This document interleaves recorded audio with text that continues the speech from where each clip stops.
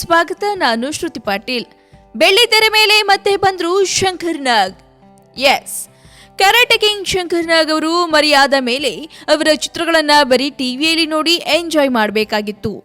ಇನ್ನು ಕನ್ನಡದ ಕೆಲವು ನಟರು ತಮ್ಮ ಸಿನಿಮಾಗಳಲ್ಲಿ ಶಂಕರ್ ನಾಗ್ ಅವರ ಹಾಡುಗಳನ್ನ, ಡೈಲಾಗ್ಗಳನ್ನ ಹಾಗೂ ಆಧುನಿಕ ತಂತ್ರಜ್ಞಾನವನ್ನ ಬಳಸಿ ಮತ್ತೆ ತೆರೆ ಮೇಲೆ ಶಂಕರಣ್ಣನನ್ನ ತರುವ ಪ್ರಯತ್ನ ಅಂತೂ ಮಾಡಿದ್ರು. ಆದ್ರೀಗ ಕನ್ನಡ ಚಿತ್ರ ಪ್ರೇಮಿಗಳಿಗೆ ಹಾಗೂ ಶಂಕರ್ ನಾಗ್ ಅವರ ಅಪ್ಪಟ ಅಭಿಮಾನಿಗಳಿಗೆ ಒಂದು ಸುವರ್ಣ ಅವಕಾಶ.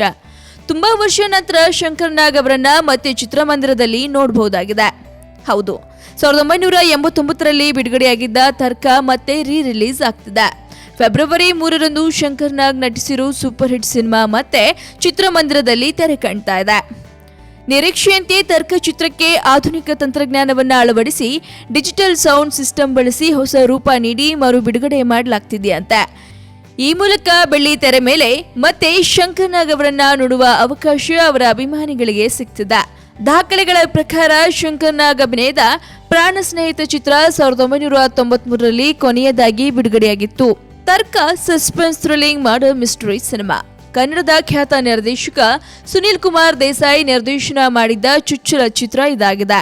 ಇನ್ನು ಶಂಕರ್ ನಾಗ್, ದೇವರಾಜ್, ಅವಿನಾಶ್, ವನಿತಾ ವಾಸು ಸೇರಿದಂತೆ ಹಲವಾರು ಕಲಾವಿದರು ಈ ಚಿತ್ರದಲ್ಲಿ ಕಾಣಿಸಿಕೊಂಡಿದ್ದಾರೆ. ಹಾಗಿದ್ರೆ ಮತ್ತೆ ಆಗ್ತಡ, ಇದೇ ಫೆಬ್ರವರಿ 3ರಂದು ಸಿನಿಮಾ ಥಿಯೇಟರ್ ಅಂಗಳಕ್ಕೆ ಕಾಲಿಡ್ತಾ ಇದೆ.